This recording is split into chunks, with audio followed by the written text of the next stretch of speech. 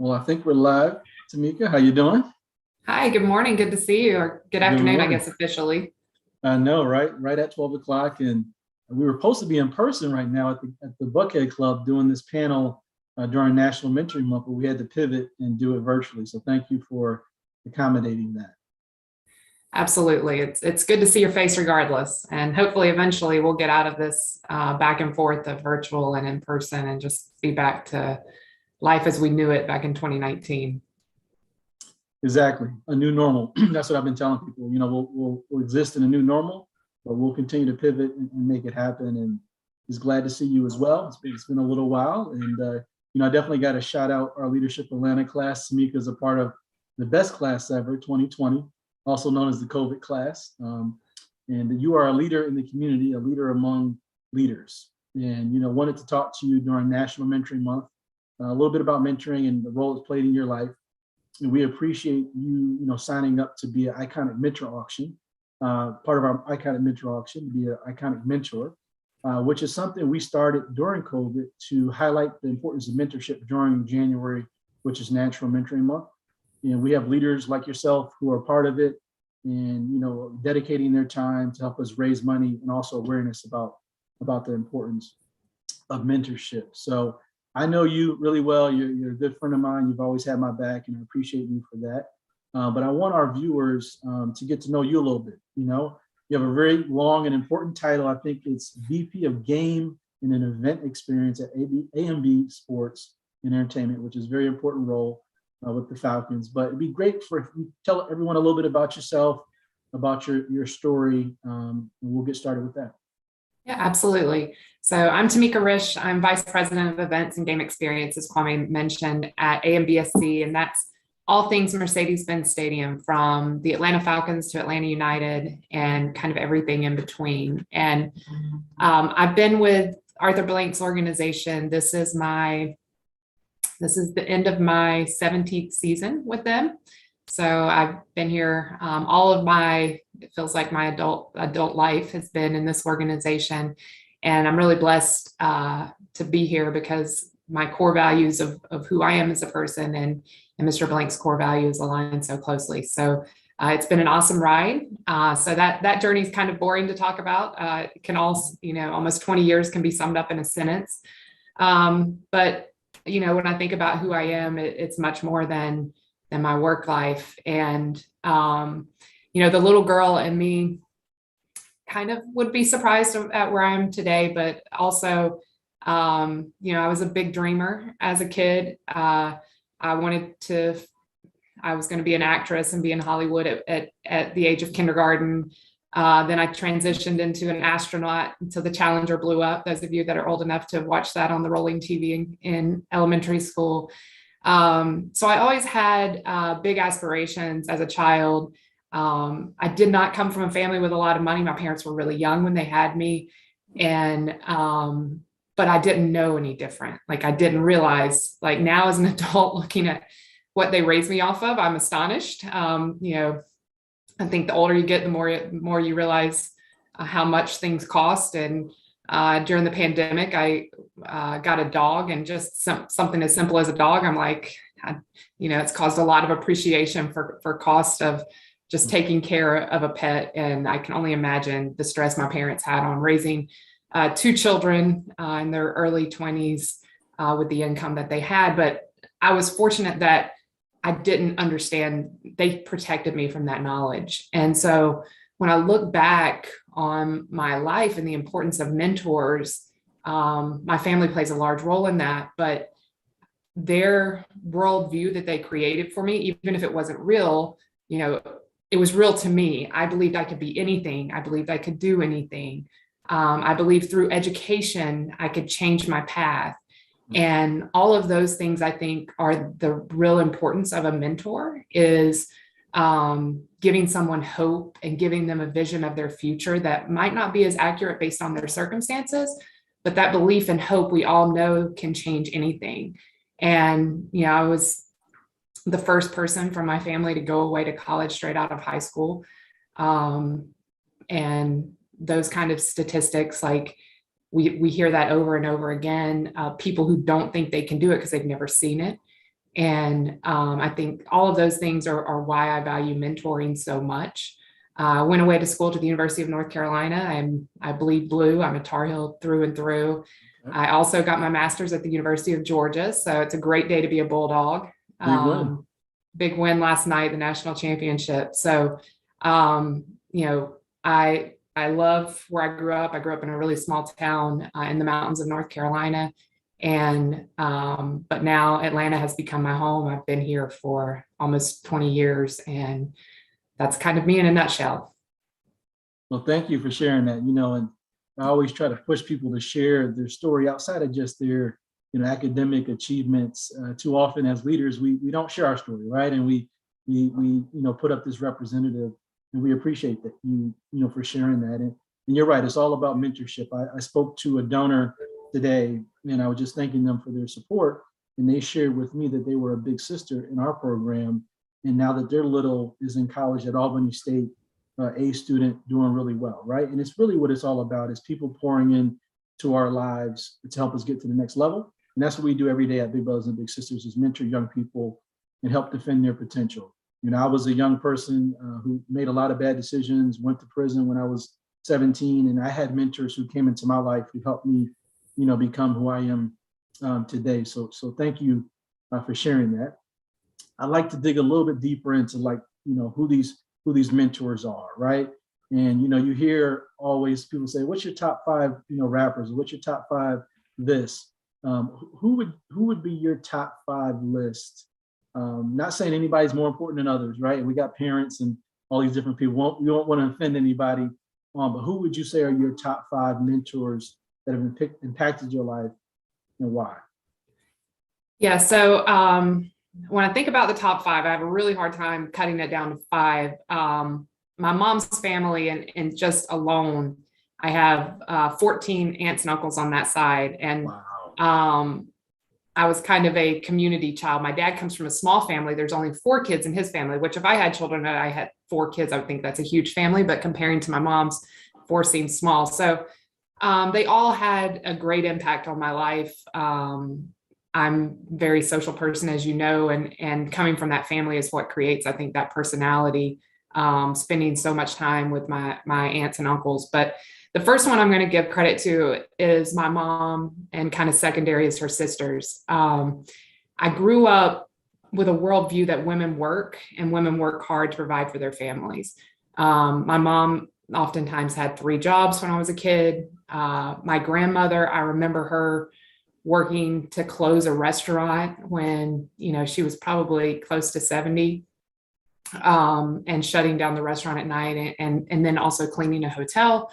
So I grew up just understanding that women work. And I think for me and my career, that gave me the confidence that there wasn't anything I couldn't do. Like I had seen, as a woman, I had seen the toughest members of my family be women, and nothing against the guys in my family. It's just, we had really strong women.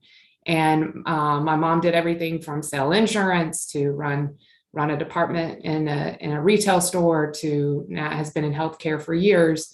And just seeing her ability to work in both the men's world and then, the healthcare industry just gave me confidence that I think I took for granted after seeing some people who hadn't had that vision of what women can do or can't do. And so I definitely, number 1 would be my mom and her sisters.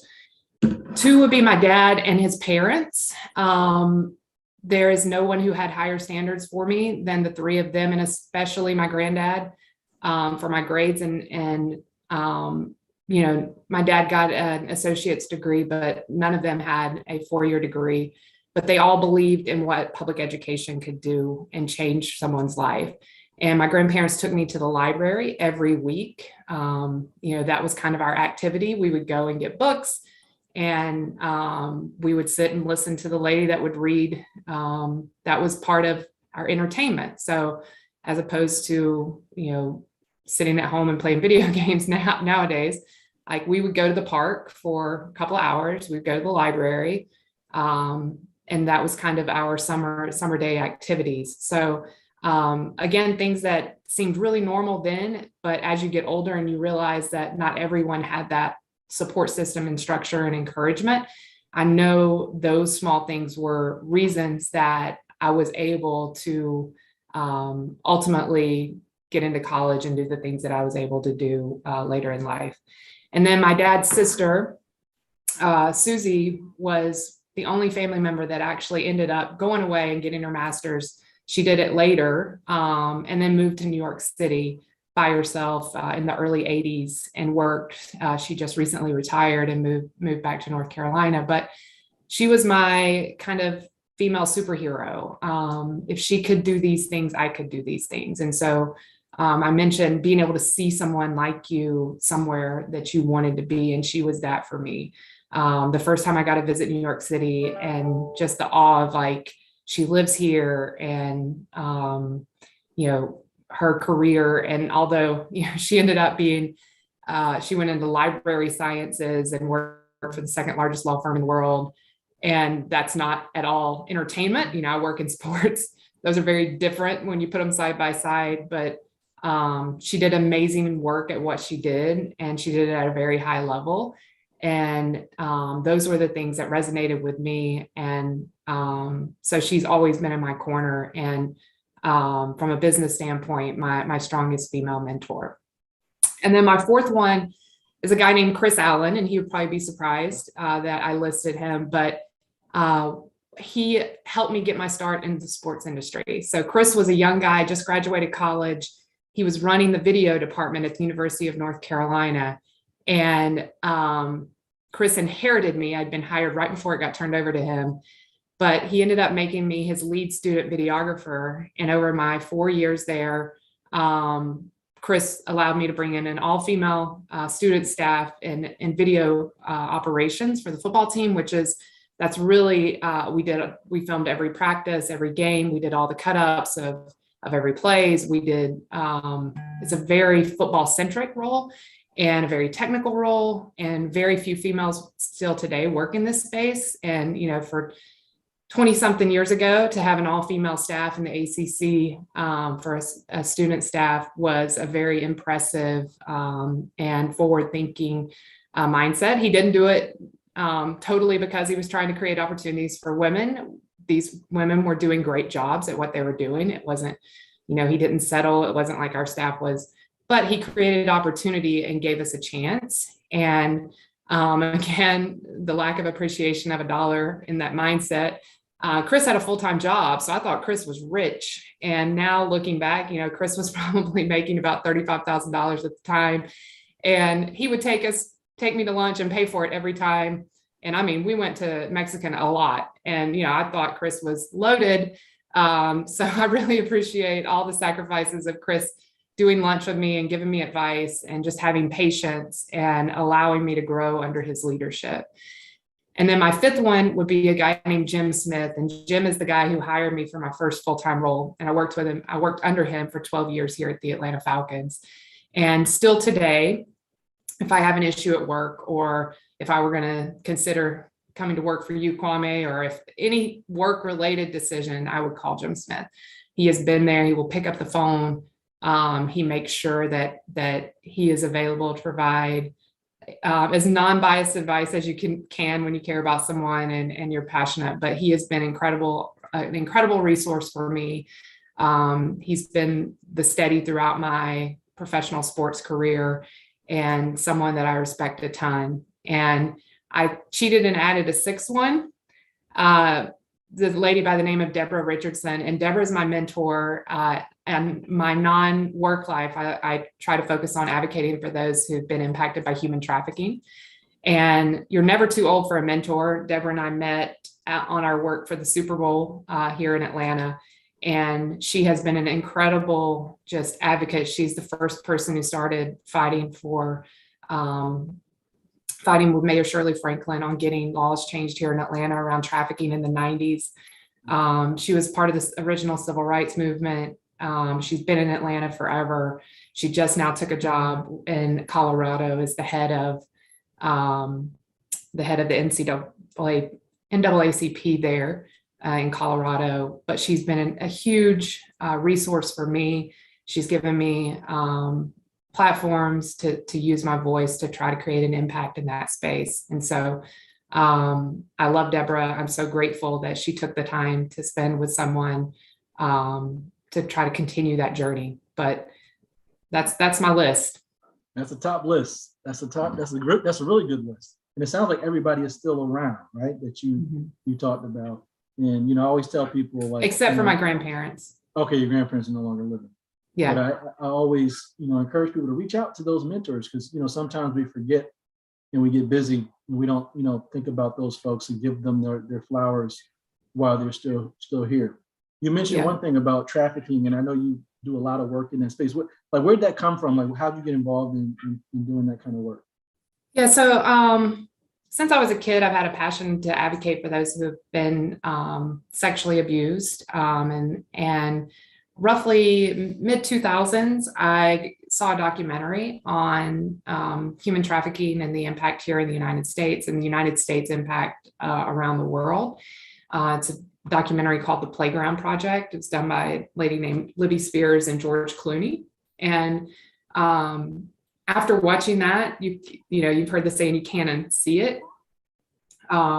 That just woke a passion in me to do something about this. Like, these are people, when we talk about people that do not have a voice, that they literally, they're being held captive. And a lot of times what held captive means is not what we visualize. They're not in a cage somewhere. They're coercion, there's threats, they may be walking around visibly free, but they don't have their freedom. And so the pursuit of justice, when I went to college, I wanted to be a judge initially. And that pursuit of justice is still a driver for me in life. And really just wanting to help those that need another advocate and wanting to be that advocate for them. Well, we appreciate you for that work. We've been talking a lot about, how can we be even more impactful here in Atlanta and working with young people who may be in those situations. I know when we were going through our Leadership Atlanta journey, that was one topic. And I didn't realize Atlanta, based on the number of highways and having an international airport, is, ground zero for a lot of those challenges. So we've been thinking a lot about how can we provide mentoring support to young people in those situations, young people who may be on the verge of getting involved in the criminal justice system, LGBTQ youth, foster care. In many ways, these young people get overlooked sometimes, and they need people to come in and defend their potential more than many, because of the challenges that they're facing. So thanks for leaning into that work. Most of the people within that space, had they had a strong mentor in their life, a lot of them wouldn't end up there. A lot of the things that lead, abuse in the home is one of the, a mentor cannot necessarily stop abuse in the home. And that's one of the things that are a trait of a lot of the kids that end up there. And the foster care system, a lot of them leave the foster care system and end up run away or trafficked. So those are kind of variables, but for a lot of children, mentors keep them out of a lot of harm's way, and trafficking is no different. Exactly. Yep, you're right. So I want to shift a little bit to talk about what you think your superpower is, right? So I believe that everybody is born with a unique gift, and we all have a superpower. The challenge is we don't always find it. I could tell you the countless amount of people who are working in corporate America, what have you, who reach out to me and just not happy with their jobs and happy with what they're doing. And I think a big part of it is they just haven't figured out what their true superpower is and what their true passion is.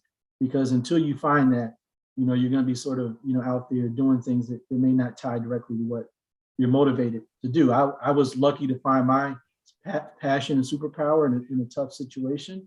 And I've, dedicated my life to helping young people never, go down the road I went down, and to, learn from my example and hopefully, go as far as they can go, which I've been able to do.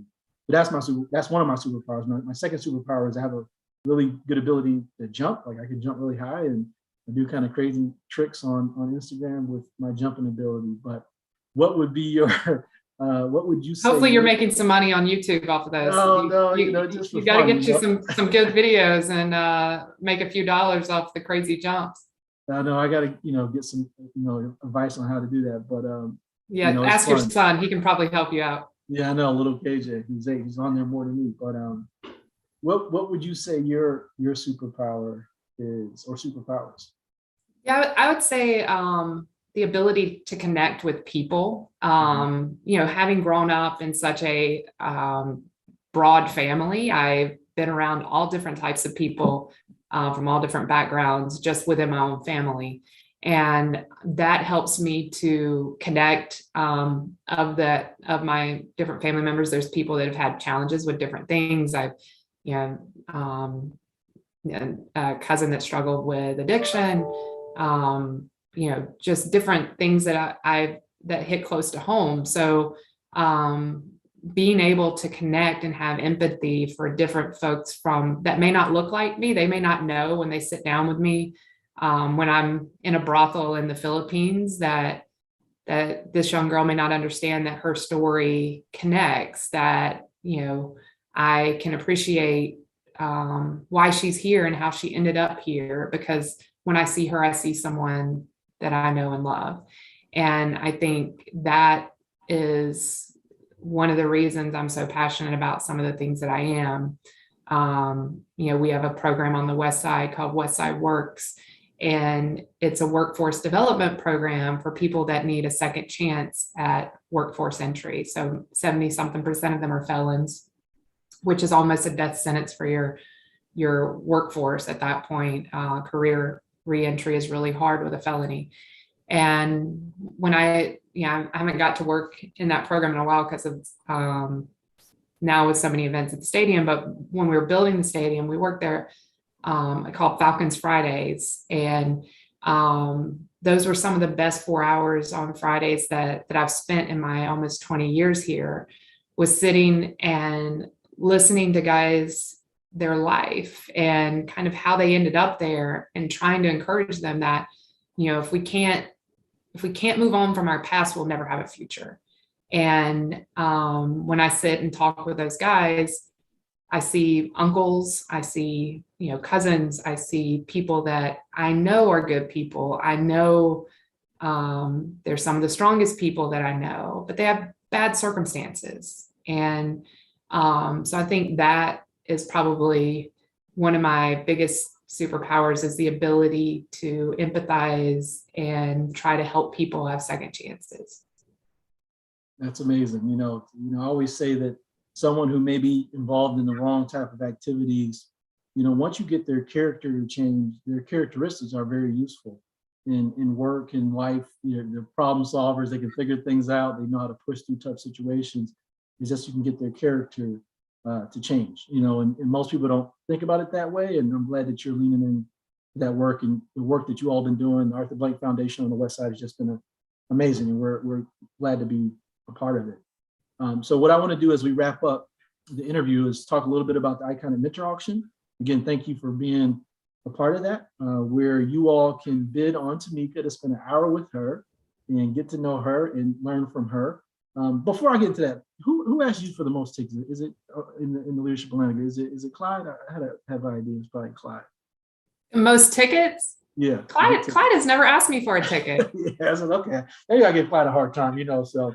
No, I'm not going to name any names, but I don't think Clyde has ever in the history of our friendship asked me for a ticket to anything. I've given him tickets to some things, like, when I sent out the list or whatever, but no, he is not. And I'm not going to throw anyone else under the bus for now. I ask for tickets all the time, so you can put me on. But I had to pick on my brother Clyde a little bit. I know he's watching today, but getting back to the Iconic Mentor Auction, anyone who's viewing now, and we'll kick off our Iconic Mentor Auction in the middle of January.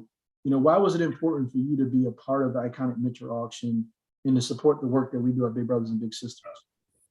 Yeah, so one of the things I'm most proud about my career is I have over 80 associates that have worked with me out working full time somewhere else within the industry. And those stories, you know, I had an associate at our game on Sunday come and bring her dad, and went to meet her to say hi. And I'll never forget her first day at the office. She was a first generation American.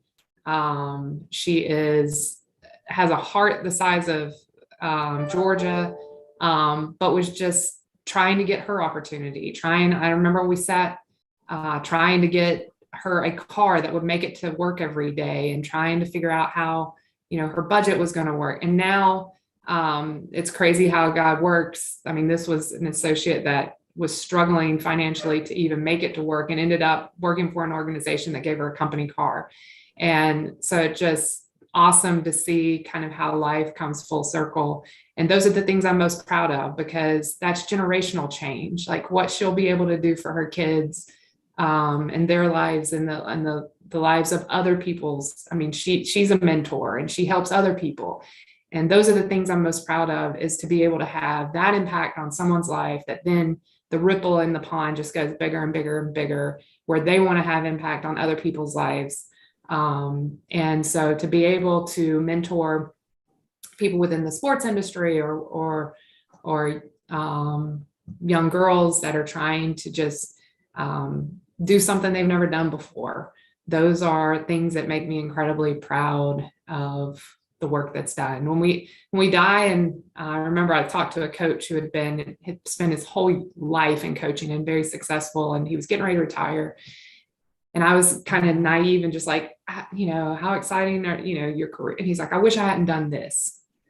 Like, it caught me really off guard. Like, you wish you had, I mean, but this is all you've ever done. And like, when we get to our funeral, like, and they're writing the words about us, what do you want them to say? And to me, I want them to talk about the impact I had on people, not, you know, was people get in and out of the Falcons game within a few minutes. Yeah, that's awesome. We get you to your car and get you back to the parking lot and get you home safely. But I want the story to be about the people and the impacts that are still taking place after I'm long gone from this world, and people that I was able to do something positive for. Thank you for that. That's amazing. That's a great way to close us out. And again, I appreciate you being a part of our Iconic Mentor Auction.